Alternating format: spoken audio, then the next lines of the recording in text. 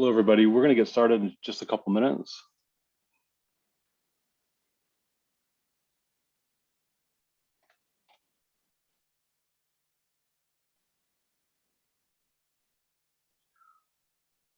We're just going to give it a couple minutes for some participants to join.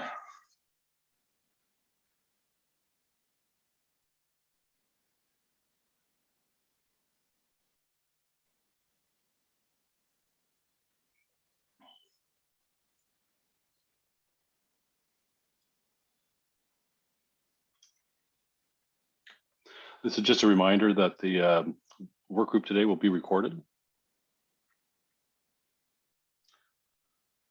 It looks like the participant numbers are starting to level out. We're just going to give it another 30 seconds and we'll get started.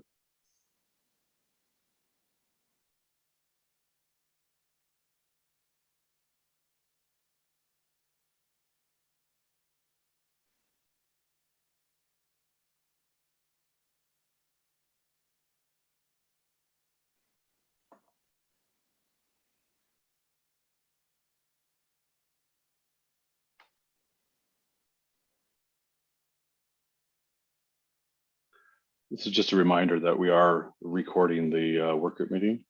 I'll provide some information here in a moment where that'll be stored. Okay, it looks like we've leveled out in the number of participants. We're going to go ahead and get started. The goal here is we're just going to kind of run through each of the agenda items today, and we'll see how it goes. So first of all, thank you all for joining. This is our first work group meeting for the implementation of the fiscal year 2021-22 Advanced Technology Demonstration and Pilot Projects, with the goal of helping to develop the solicitation and fleshing out details on the project categories, as well as alerting everyone to the opportunity with the third-party administrator. We're planning on holding a second work group meeting after taking in all the information, all the information and observations and suggestions that come from this meeting.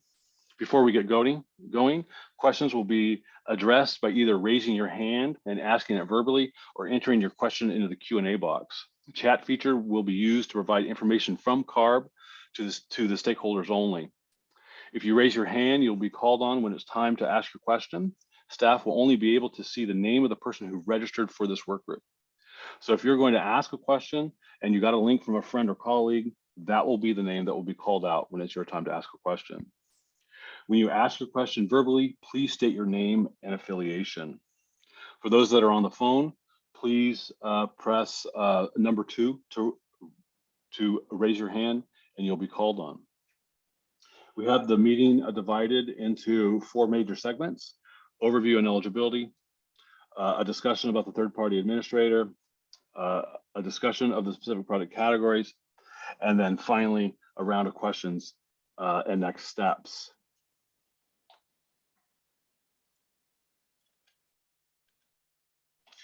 There is a limited amount of time that we'll spend on each of the topics to ensure that the discussion moves along.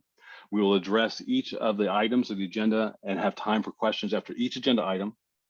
I will be running a tight ship here, so we will stay on time.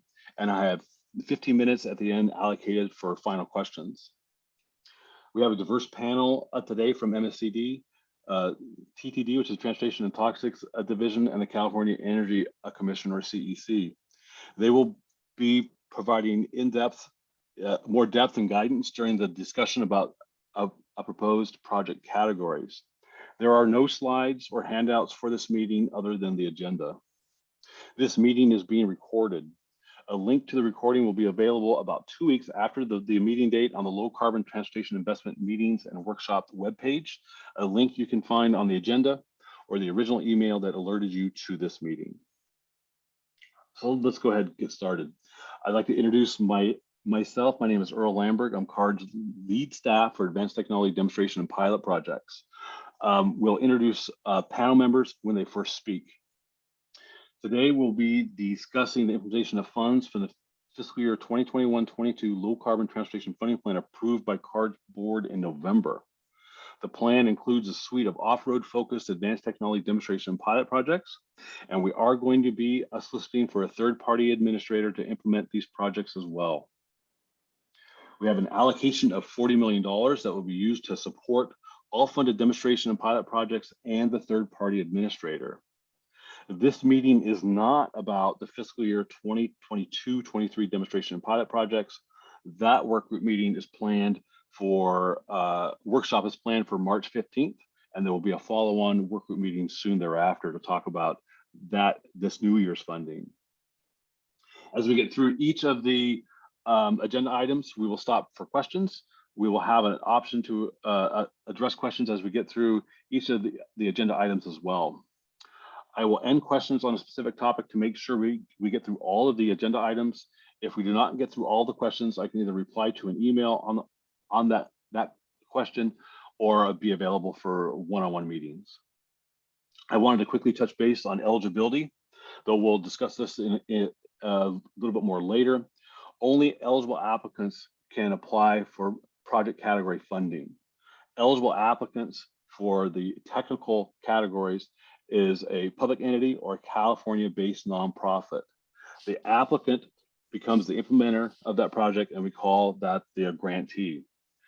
Eligible applicants for the third-party administrator is open to the public entities, nonprofits, or private entities, and would administer our projects and help the grantees with the project. Hey, Earl.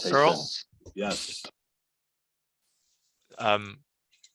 I think we're some of the panelists and hosts we're getting static. I don't know if that's the case for everyone. Just want to check.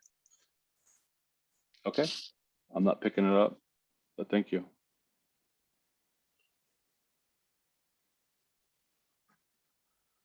Okay, so what I'd like to do is open it up to any questions on what I just talked about. Does anybody have any questions? Jason, it looks like we have one hand raised or one question in the Q&A.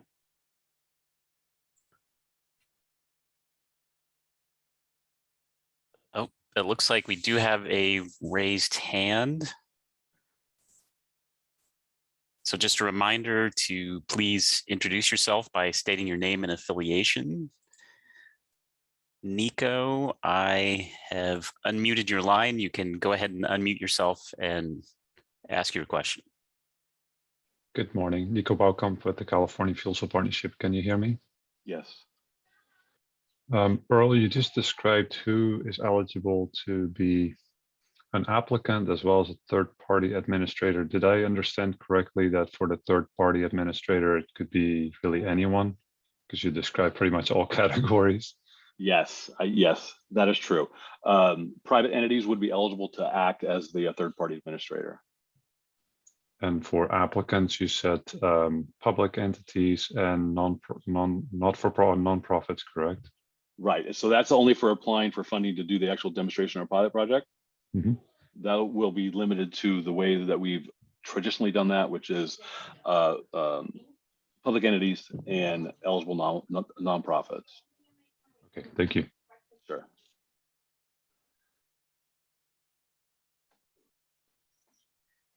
Okay, we have time for one more question before we move on. All right, it looks like our next question comes from Dave Cook. Dave, I have unmuted your line. You can go ahead and unmute yourself and begin speaking. Yeah, Earl, you might have covered this briefly and I didn't catch it in my notes. Can you roughly go over the timeline for because this is the 2021-22 and not the 22-23, which you'll talk about in the next meeting in March. Right. Can you roughly give the timeline on the third-party administrator selection and the application process as you see it today?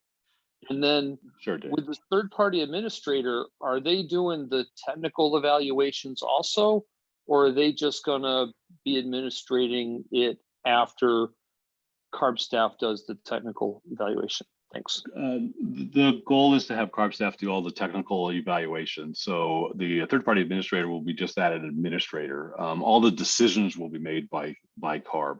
Timeline, the goal is to release the solicitation probably in mid-spring. The goal right now is to bifurcate the application dates where we have the third-party administrator application due about 2 months in, and then the technical applications would be done about 4 months in. There is the chance that we may separate those two processes and do the third-party administrator first and then the technical solicitation separate. But the goal is to have, regardless of which path we choose, the goal is to have grant agreements in place by the end of the year, as well as the contract with the third-party administrator. Okay. I'm going to move on to the next agenda item. And that is the third-party administrator. So really how the third-party administrator is going to work is really kind of up in the air right now. We've kind of talked about it a little bit, where it's eligible for pretty much anybody that has the expertise to implement. And so as we kind of indicated, there will be a competitive process for the third-party administrator. So we will be, CARB will issue the solicitation for the third-party administrator and select a winning proposal. As I said, it's either going to be a bifurcated solicitation or separate. CARB will enter in an agreement with the third-party applicant. This is the kind of role that we think the third-party administrator is going to play. They're going to develop an implementation manual for implementing advanced technology demonstration pilot projects. They would potentially help develop the solicitation for the fiscal year 21-22 projects. CARB will score and rank, and the administrator will be responsible for making sure that selected projects complete their CEQA, prepare press materials in coordination with CARB and the grantees.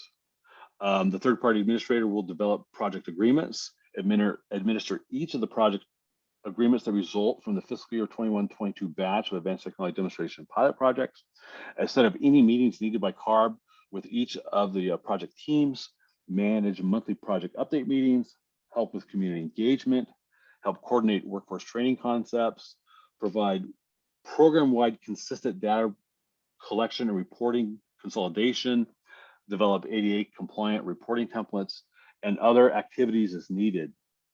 Ideally, the third-party administrator would solicit and implement additional demonstration pilot projects that come out of any fiscal year 2022-23 funding opportunities.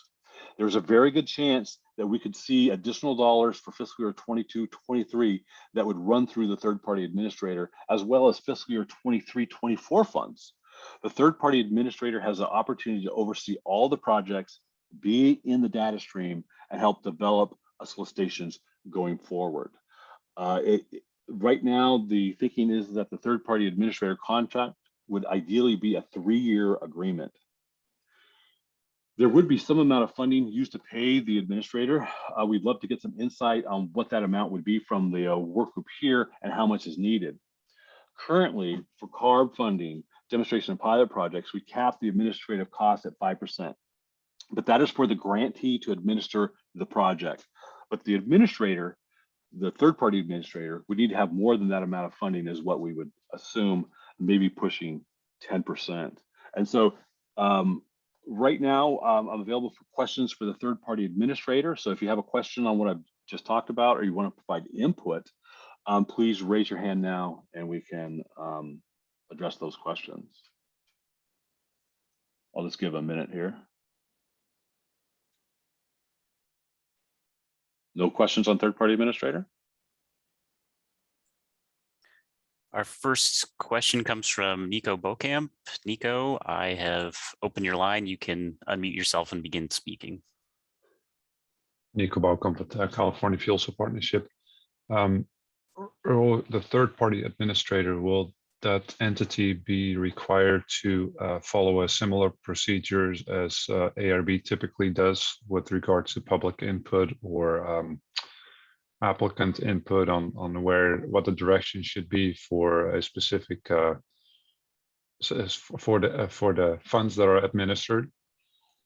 Yes, the third-party administrator will follow CARB's procedure. The goal is really to have the third-party administrator be that the face of CARB for the implementation of these projects. The third-party administrator will not be making any decisions on their own. Everything will be all of the technical decisions will be made by CARB, either on a case-by-case basis or through the approved implementation manual. Okay, thank you. Mhm. Any more questions?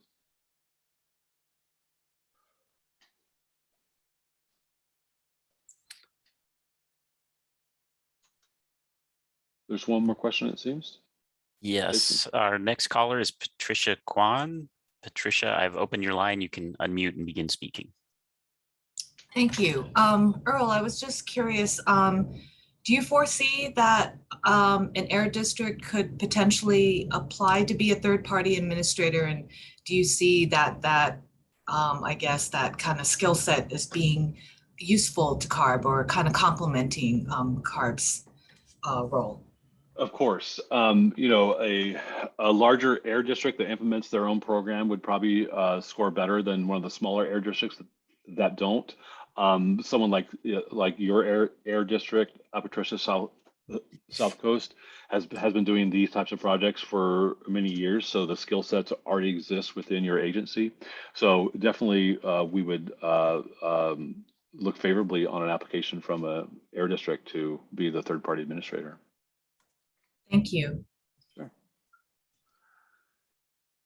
Any more questions on third-party administrator?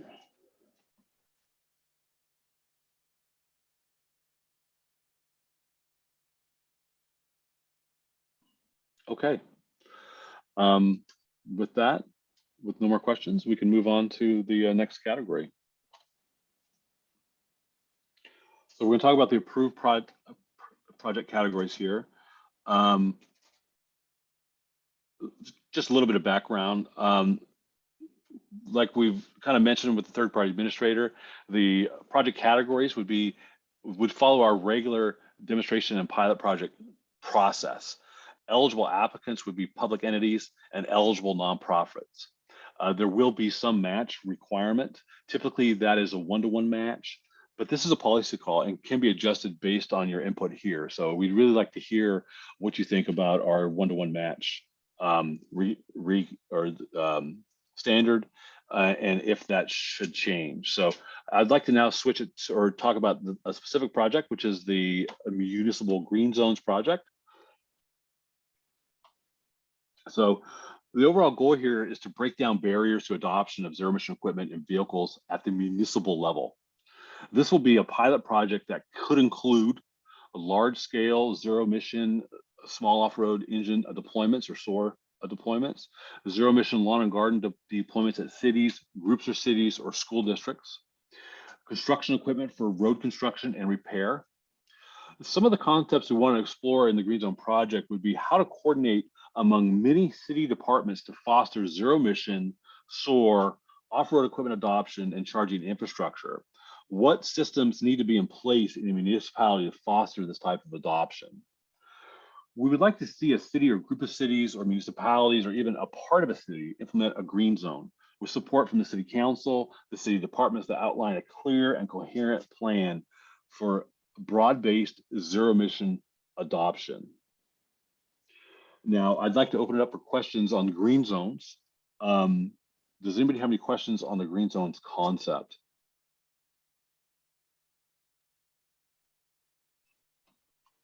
Any questions? It looks like we have a couple. Our first question comes from PH. I'm going to open your line. You can unmute yourself and begin speaking. Hi, everyone. This is Paul Hernandez with East Bay Community Energy. My specific question is around EV charging infrastructure. Could that be an associated cost of a project? For the Municipal Green Zones project, yes, very much so. Okay, great. Thank you. Sure. Our next question is from Nico Bokamp. Nico, I have opened your line. You can unmute yourself. Thank you, Nico Bokamp with the California Fuels Partnership. Earl, did you define what the boundaries are for municipal green zones? Is it defined to a city or is it larger, regional? Can you maybe explore or expand a little bit on that? Sure, Nico. The goal, well, we're really not defining that. It could either be a segment of a city, it could be a single city, it could be a group of cities, it could be a region. So that is, we're really not trying to limit the geographical location of the green zones. So it's kind of wide open. The other aspect that we need to talk about, though, with all of our demonstration and pilot project categories is the need to benefit a disadvantaged community. So each of the other 4 project categories that we're going to talk about fit neatly within our disadvantaged community definitions. Municipal green zones is a little more nebulous. So we really are not trying to limit the cities that would be eligible, because some of the cities that have already kind of taken steps to develop green zones like concepts may not actually be in disadvantaged communities. But we want to explore different ways to satisfy that requirement with this project category, such as having the ability for training or other types of development for disadvantaged communities to help them bring them along into the green zones concept. Okay, I know thank that you. was a little long-winded. No, that's okay. It gives more definition. Thank you. Uh-huh.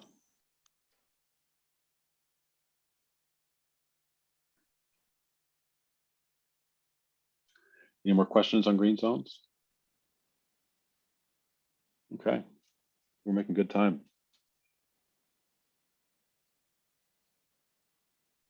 PH has raised his hand again. All right.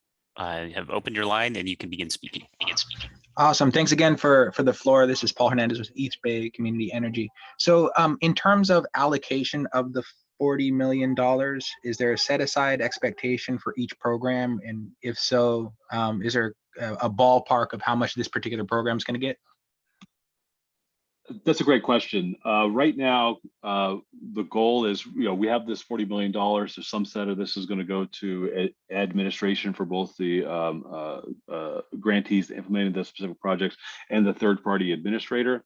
I think that all 5 of these project categories are going to compete against each other for the $40 million. I'd like to hear from the work group if we think that a specific allocation is needed for the municipal green zones project. If we do have a specific allocation for funding, my feeling is that it should probably be in the $10 million zone, maybe a little bit more. That's my feeling, but that's not set in stone. Okay, great. Thanks for the detail. Sure. As I indicated, this is the first work group meeting. What I want from people is them to take this information, either ask questions for clarification, digest it, and then we'll have a second work group meeting, probably in the April timeframe, where hopefully those that are really interested have reached out to CARB for some one-on-one meetings. We can get some more information, and then by the April work group meeting, we can define if we want to change the match requirement or how much money that we want to allocate for each of this specific categories. So Paul, if you have a specific idea of how much money you think that you would need to do a municipal green zones project, we would love to hear about it. Okay, Jason, do we have any more questions? Yes, we have a couple of questions in the Q&A and we do have one more raised hand. Okay. It looks like our next caller is Matthew Gerard. Matthew, I've opened your line. You can begin speaking. Hey there, can you hear me? Yes. Hey, it's actually Romy Kadri here. I'm not sure why Matthew Gerard's name is on this, but it's Romy Kadri from TA Technologies. Are you going to be, are the requirements and objectives of each of these different project categories available in a documented way anywhere? Yes. Okay. Yes, they are. They're in our board approved funding plan. And so that is, if I can ask one of the panelists to put a link to that in the chat or the Q&A, that would be great. Share it with all the participants. But if you don't get that, you can do a Google search for LCT funding plan, and it'll definitely show up. It's the fiscal year 21-22 funding plan. If anybody has any questions on how to find that, you can send me an email. I'll be sure to forward that. That's very helpful. Thank you. Great question. Thank you for that.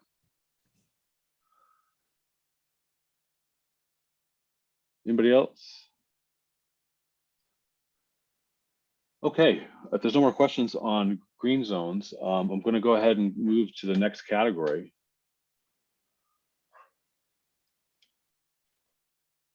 You can all hear my dog barking in the background. The next project category is Resilient and Zero Emission Vessel Charging Project. The goal here is to provide funding for on-site renewable power generation, which could be solar, to generate renewable fuel, either electricity for batteries or hydrogen for a fuel cell, that would enable charging or fueling of zero emission capable commercial hovercraft vessels. Vessels with full zero emission or zero emission capable operations will be required by the upcoming commercial hovercraft regulation. Although technically available, there are some infrastructure challenges and costs in certain regions of the state, such as with the Port of San Francisco. This demonstration project would demonstrate how renewable energy can be generated and stored on site, provide zero carbon operations while demonstrating and showcasing deployment of resilient microgrid solutions. Also, another important consideration here for this project would be to also have to share that resource with on-road vehicles. So if we could have a project that actually does what I just talked about, as well as provide those same services to, say, light duty vehicles, heavy duty trucks, or transit buses, that project would be very attractive to CARB. And with that, I'd like to open up this project category for questions if anybody has any on the Resilient Zero Emission Vessel Charging Project. Earl, we do have a few questions in the Q&A. I don't know if you want to go through those first. Okay. Oh, that's great. Okay, that's a wonderful point. Okay, so, and that's my bad there. I should have been addressing this as we go along. So we had a question from Michael Coates. So will the third-party administrator be precluded from also applying for grants? My first blush is yes, because you would be the third-party administrator in charge of implementing all of those projects. And so you would have oversight with CARB oversight over the implementation of those grants. We have another question from Dwight McCurdy. Would a county qualify? I assume that's for the third-party administrator. And yes, a county would. A county is also eligible for the technical applications as well. And then we have another question from Adita Sharma. Any categorization in the construction equipment under green zones? At this point, no. I think what we'd like to see is zero emission construction equipment in the green zones project. I don't think that an application in green zones for combustion technology would be very competitive. Okay. Very good. We've addressed those Q&As, and if you'd like to, Jason, if there's any questions. There are no raised hands at this point. Excellent. And then we can go to the next category, which is modular zero emission capable cargo handling equipment demonstration. So the goal here is to provide funding to build and deploy zero emission cargo handling equipment or off-road equipment, which could also include ag, that would be designed with the modular powertrains and energy systems to facilitate the transition to full zero emission operations. So to kind of say that again, the goal is to develop technology for that modular zero emission powertrain that as technology advances, to say, as an example, an RTG crane that currently has a diesel hybrid system, develop that RTG crane so that as new technology develops, say battery packs get smaller and cheaper, where you can increase the size of the battery pack in this hybrid at one point, and then maybe a year or two later, as fuel cell becomes available in that category, you could replace that powertrain in that specific RTG crane that's designed to do this over time with that fuel cell. That's the goal here. Does anybody have any questions? There is one question in the Q&A, and then we have 2 raised hands. Okay, let's do the raised hands first, please. All right, our first question comes from Dave Cook. Dave, I have opened your line. You can unmute and begin speaking. Hey, Earl, for the cargo handling equipment demonstration, would that include hybrid switcher locomotives? I don't believe that locomotives fall into the category of cargo handling equipment. That's a great question, though, Dave. I'd like to explore that more. So Okay. thanks for bringing that one up. If you wouldn't mind reaching out to me after this, so we can set up some time to talk about that. Sure. Anybody else have a question on modular zero emission cargo handling equipment? Our next question comes from Matthew Gerard. I have opened your line. You can unmute and begin speaking. Thank you again. Romy Kadri from TAE Technologies here. I happen to have Matthew's link, so I guess that's where the names come from. Comment to the group here. What TAE Technologies does is exactly this. It is the power electronics and software to enable a modular powertrain. We would welcome conversations with anybody on the line here if you have a project that you'd like to integrate that into in going after this project. Very good. And that's TAE, right, Roman? That's correct. TAE Okay. Technologies. We're based in Foothill Ranch in Orange County. Very good. This is a good opportunity, actually, because what we've typically done in the past is with our demonstration and pilot projects is we develop a share list of interested participants that want to team on projects. And so I really appreciate Roman's plug there, because that prompted me to talk about this again. So I think that's probably something that we should do here. So if Roman, if you're interested, you can send me an email with some details, like contact info, what your company can do, and we can set up a Excel spreadsheet that keeps track of who wants to share their contact info. I will do. Thank you. Okay, thanks. And my contact information will be at the end here, so we'll get to that here in a couple minutes. Let me just do the Q&A really fast. There's a question from Dave Cook. The question is total budget difference between 2021 and 21-22 programs. The 21-22 programs, we have well, actually $80 million in total for demonstration pilot projects, only $40 million available here.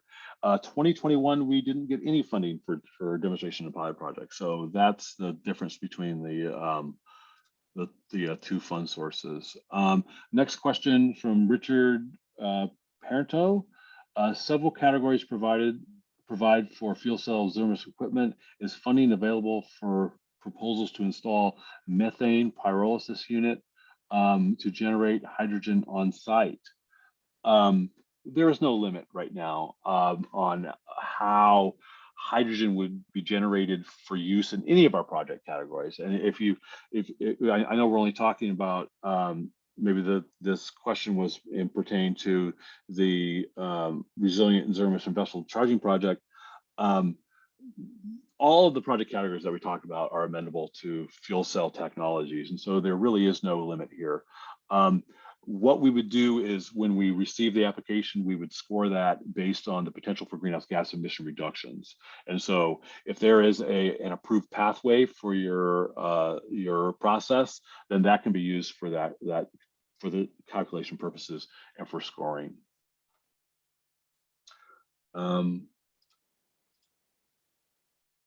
And Dave Cook's, okay, so Dave was asking for 21 versus 22 versus 22 to 23 program budgets. The funding for fiscal year 22-23 is not yet in place. The draft governor's budget came out on January 10th. That is the basis for the negotiations with the legislature. We anticipate a revised budget will come out in the May timeframe. We call that the May revise. That gives us a pretty good idea of what we expect to see from the governor's budget. And of course, we don't know for certain how much funds will be allocated in 2023 until the governor actually signs and the legislature approves and the governor signs the fiscal year 22-23 budget. Okay, Jason, do we have any more questions? No additional questions at this time. Very good. Okay, so then we'll go to the next category, which is emission reductions for ocean-going vessels. Funding, the goal of this category is to provide funding to demonstrate the feasibility of a hydrogen fuel cell to replace auxiliary engines on an ocean-going vessel while at berth or anchor, or to demonstrate the feasibility of a hydrogen fuel cell to power a shore power barge, which could be used to provide shore power to berths without the shore power equipment, or to shore power capable vessels at anchor. For vessels, for a barge system that could go out to an ocean-going vessel that's at anchor, there is the possibility that we could entertain combustion technologies that do this, but we would, as I was kind of indicating, your application will be scored on the amount of emission reductions that can be gained from the technology. So with that, I'd like to open it up for questions for emission reductions for ocean-going vessels. All right, our first question comes again from Matthew Gerard or from Roman. I have opened your line. You can unmute and begin speaking. Thank you. I love playing dual role here.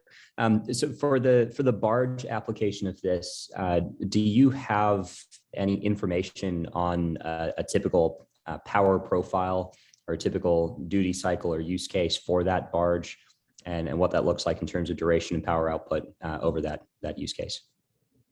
You know, I don't have that off the top of my head, but I think we have some panelists here that could help answer that question. There has been some regulatory activity in this category. So a lot of that type of information has already been released publicly. I will point out that last year we did have a solicitation for capture control system for oil tankers.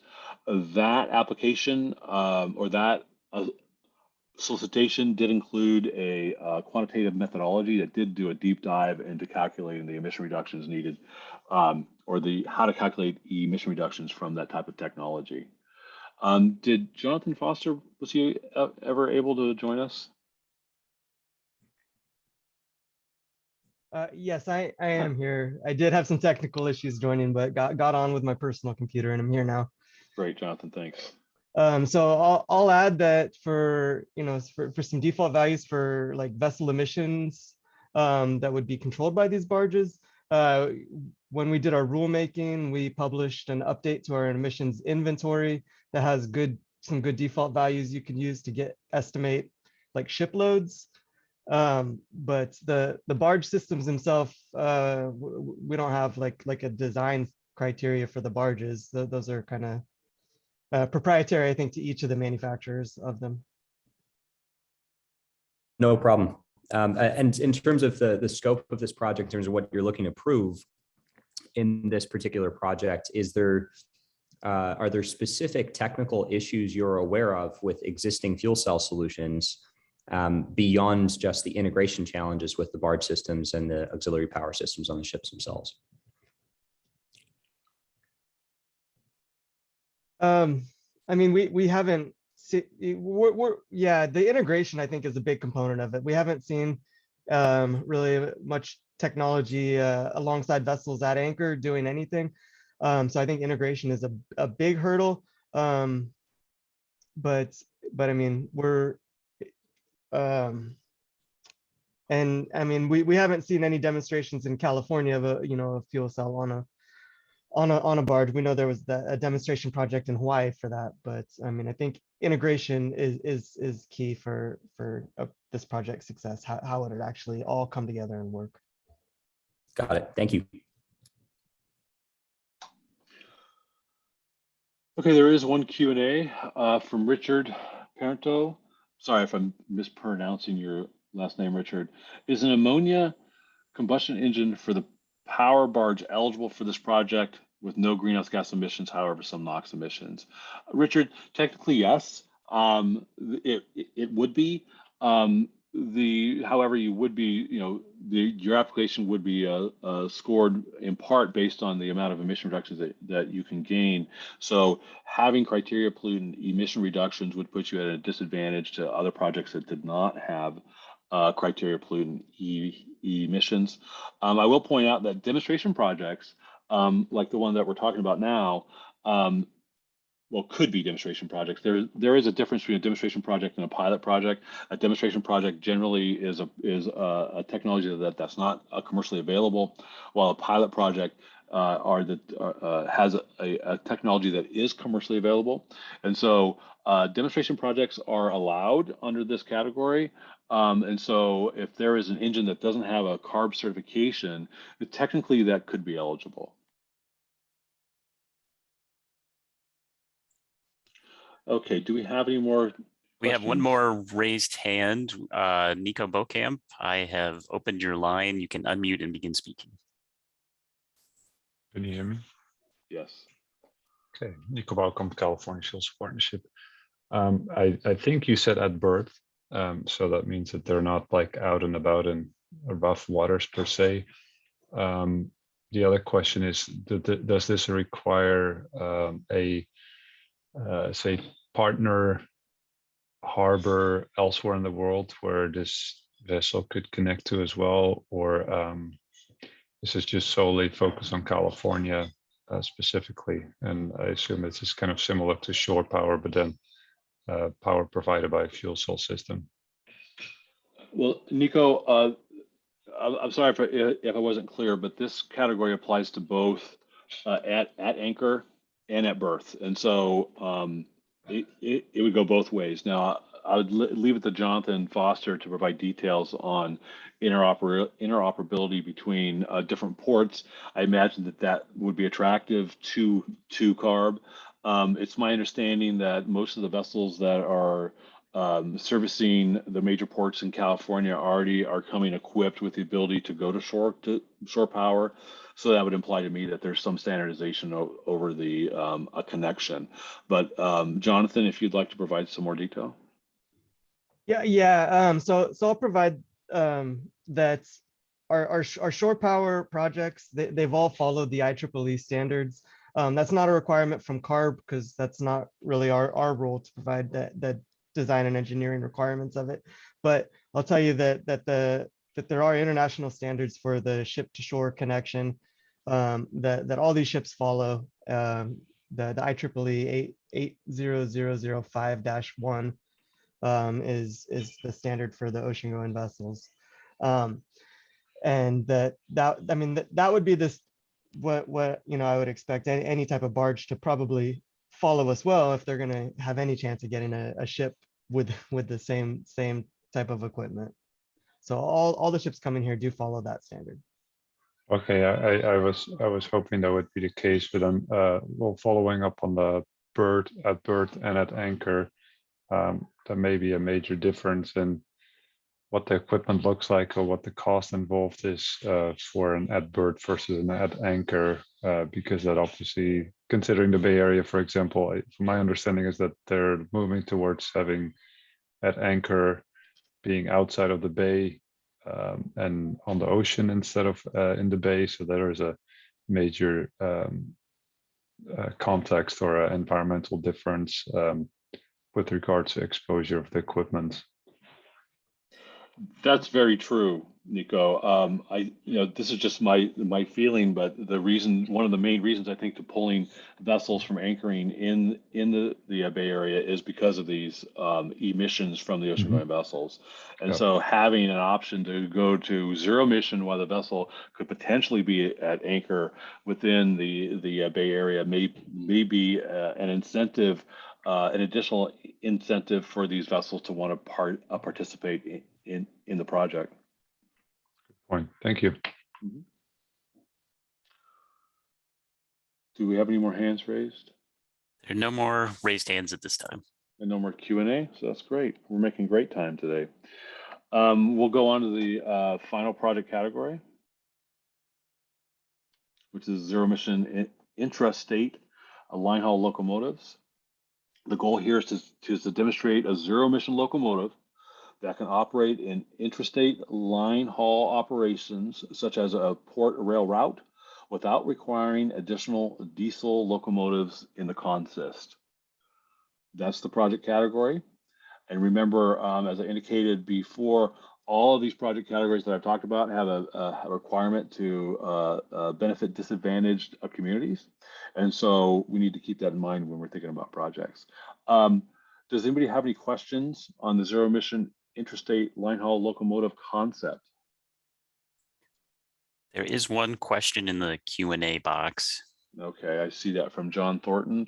So the question is a little long, so I'll go ahead and read it. Where might TRUs, or transportation refrigeration units, be eligible to participate the approved project categories? CARB's governing board has a hearing on 2/24/2022 to consider proposed amendments to the airborne toxic control measure for in-use diesel fuel transportation refrigeration units and TR generator sets and facilities where TRUs operate. One of the many proposed changes is to require the transition to diesel-powered truck TRUs to zero emission beginning in 2023, 15% conversion up from 100% from 2029 and thereafter. CARB staff are developing additional proposed amendments to expand the requirement for zero emission TRUs into the TRU sector, such as trailer TRUs, container TRUs, rail cars, for proposed amendments in 23-24. With these regulatory mandates on the very near horizon, how might TRUs attract funding to move the refrigerated transportation forward? Do the approved fiscal year 21-22 advanced technology demonstration and pilot projects allow TRUs to be an eligible product component, or how might TRUs be able to participate? John, so we've gone through these 5 categories. We're just about ready to go through line haul locomotives. Where the TRUs could participate would be in the municipal green zones project. The other categories are really focused on specific off-road categories. The municipal green zones project is kind of wide open. There are additional funding streams available for zero emission TRUs that are already commercially available, such as through Carl Moyer or CORE, as well as maybe some of the local air districts. I will invite you, John, to participate in our workshop that'll take place on March 15th, which will talk about the 2022-23 funding. That's the opportunity to bring up project categories that aren't listed here, or projects that you think are valuable and important. Do we have any questions? We have a question from Dave Cook. Dave, I have opened your line. You can unmute and begin speaking. Hey, Earl, on the locomotive project, this is more of a definitional issue, but there's been like decades of no progress in the rail industry in this regard. And I guess it gets into what you mean by intrastate. So switcher locomotives look like something happening sooner. And you mentioned like rail coming in, and that ends up only happening on the larger railroads that run from the ports and come in. A better definition would be short line movement, where there's a lot of short lines in California that could be doing something with a limited range locomotive at first. And then once they work on these limited range medium horsepower locomotives, they could work up into your bigger class 1 line haul applications. So just a little terminology issue on that, and we can cover that inside. And the other thing is the disadvantaged area for demonstration projects. It's for demonstration projects, well, the disadvantaged communities would be benefited by successful demonstrations no matter where they are, so that the industry can start transitioning. And one of the problems with rail projects is you can't pick what rail facility is interested in doing the project. So making it a hard requirement to be in a disadvantaged area, it limits how many demonstrations you can do, what they're going to cost, and what risks they are to the people hosting the projects. Those are my thoughts. Okay, thanks. First, regarding the short line, I think what we're trying to do is be as encompassing as possible. I don't think we have the expectation that a zero emission locomotive right now could be in interstate activity. And so we're trying to, the interstate line haul operations, I think includes the short line railroads. It could include, the class ones or the one class two that operates in California. So I hear what you're saying, and as we go through, I think we'll have to flush this out more. Regarding the disadvantaged community requirement, this is pretty much a statutory requirement that a certain percentage of the funds benefit disadvantaged communities. Historically, with our demonstration and pilot projects and over the last 6 years, since fiscal year 14-15, we funded 31 separate projects at $400 million. 99% of those dollars have been dedicated to projects that are located in disadvantaged communities. We hope to continue that type of high number going forward with our demonstration and pilot projects.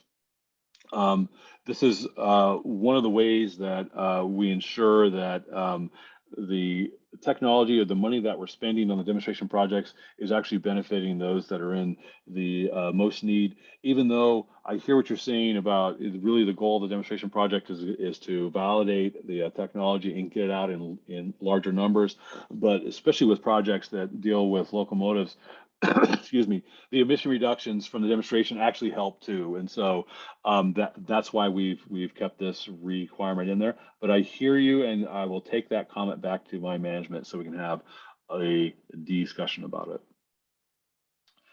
Are there any more raised hands? There are no more raised hands, but we did have a question come in through the chat. Okay. So this is,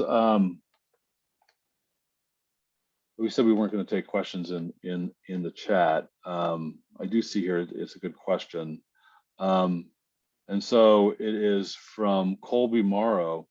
Please clarify if a demo project has been completed, could a pilot then be eligible with the same equipment?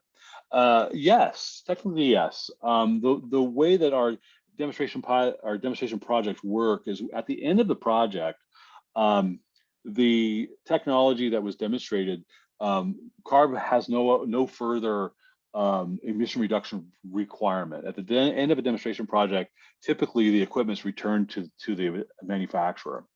If we then have a pilot project opportunity for that same type of equipment, you can use that same piece of equipment as long as all the contractual obligations for emission reductions have been satisfied in a pilot project. And that was the question in the chat. Is there any more raised hands for interstate line haul locomotives? If not, we'll go to next steps and start the wrap up process here. So, but as I say that, this is not the end of the process. This is just the start. Please reach out to me if you'd like to schedule one-on-one meetings to discuss your concepts or ideas about anything that we've talked about today. Our first solicitation for the third-party administrator, or maybe all the projects too, will be in the spring of 2022. We really like some input from the stakeholders on what they think is the best course of action here. Don't forget that this workshop is being recorded and should be available in about 2 weeks. It will be posted on the website where the agenda was posted, and a link could be found in the original email that alerted you to this meeting. I would like to give an opportunity here for the California Energy Commission to make a few comments if they're ready for that. Hi, absolutely. Thank you, Earl. Hi, good morning. My name is Michelle Vader. I'm the Freight and Transit Unit Supervisor in the Medium and Heavy Duty Zero Emission Technologies Office at the Energy Commission. So Earl and CARB, thank you so much for having us here to participate this morning. I just want to quickly mention that the Energy Commission will be holding a staff workshop on February 28th at 9 a.m. to discuss various medium and heavy duty zero emission vehicle infrastructure solicitation concepts and funding. And at this time, we will be discussing a concept that proposes to complement CARB's demonstration and pilot projects that were talked about today with supporting charging and refueling infrastructure. So we are looking forward to that discussion and receiving feedback into the concepts. I will put a link to the workshop notice in the chat box where you can find more information on the workshop. And with that, thank you so much. Thanks, Michelle. And with that, I'd like to open it up for additional questions if anybody has any questions. Does anybody else have any additional questions today?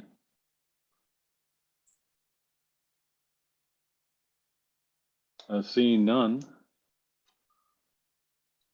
We do have a question from Nico. Again, Nico, I've opened your line. You can unmute and begin speaking. Thank you, Nico Baco, with the California Fuel Support Partnership. Glad to hear that you're willing to consider the continued operation of some of the equipment that you're currently funding, because I think that that's where you will learn a lot more, both on the infrastructure side as well as on the vehicle side of things, because the current length, I think, of a lot of projects is 1 to 3 years, depending on the project, for especially for heavy duty applications that you're looking at. And that's really at the time when equipment starts to show what it's worth. And so I wonder if there's any possibility for say bonus points if people do that, but then also, of course, considerations that you've already funded it before. So from a cost share perspective, it obviously changes a little bit. But yes, please encourage that the use of equipment that's in good health and that can be used again, and to show what equipment is worth with regards to durability and what the issues could be after the initial project, because that really will be very indicative and informative for yourself. And I think that's also the information that you want to get out of this. Thank you, Nico. I did want to address one thing that you kind of highlighted, and that was the timeline here. The funding that was allocated in this funding cycle, 21 to 22, that funding needs to be expended by the April of 2027. So that'll be our project timeline. Typically, we get 6 years from an allocation of funding, 2 years to get those funds into an agreement, and then 4 years to do the actual project. So when you're thinking about these project types, think about that kind of time frame as the maximum. Obviously, we would like projects to complete sooner. That's good to know. Thank you. Are there any more questions? We have something in the chat. Oh, Michelle Vader's put her link in there, so that's great. Anybody else have any questions? Then if there's no more questions, or if questions come up later, or if you'd like to have a one-on-one meeting, I'll share my contact info, which is right here on the screen. You can send me an email, you can give me a call. We can talk about your project concept. I'm more than happy at this point to talk about different project concepts and how they potentially could be scored based on past experience. I have been doing this for the last 13 years, so have pretty good experience in how the process at ARB works. I do want to highlight the fact that as we go forward, as Michelle Vader was indicating, CARB and CEC are coordinating on most of these projects going forward. And so attending their work group meeting on the 28th is going to be an important component to successfully competing for funding under these solicitations. I'll have one last call for questions if anybody has any more questions.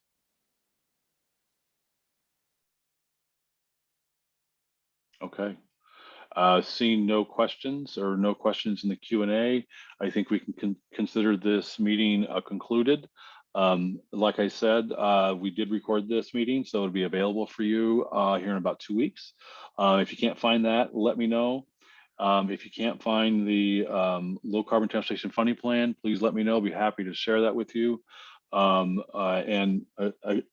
and I really mean this, we are available for one-on-one meetings with anybody that's interested in applying. Even if you think your idea is a little off base, we're more than happy to talk to you about it and how to participate in our process. And I do see that Dave Cook has raised his hand. Dave, I've opened your line and you can unmute and begin speaking. Yeah, quick question. Michelle from CEC mentioned that they have, she put the link up for her plan. What about combined projects that had CEC funding for some of the infrastructure with pilot equipment under this plan? I'd hate to apply for something trying to do that and lose it because it can't be coordinated. So briefly, do you think that's a potential where, because this is limited to 40 million for 5 pretty big topic areas, is there a way to team that up with what CEC is doing? Well, Dave, that's kind of our goal here, is to team up with CEC here so we can take both of our pots of funding farther. If you have a CEC project that's underway right now and you have some infrastructure that you want to use on an additional project, typically what we want to see is that in this example, the theoretical CEC project, we'd like to see that completed and that project be complete and now ready to go to the next step. As with our projects, the infrastructure that CEC funds at the end of these projects, if there's no other contractual obligations, becomes the ownership of whomever is in that project that has ownership, and so then it can be used as a match for other project categories, if that makes sense.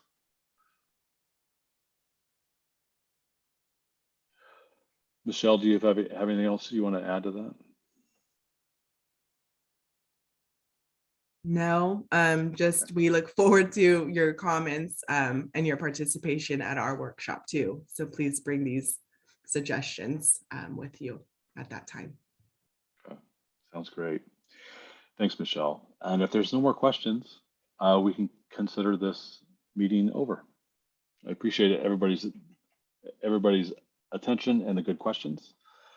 And again, this will be, the recording will be posted on our website. Thank you.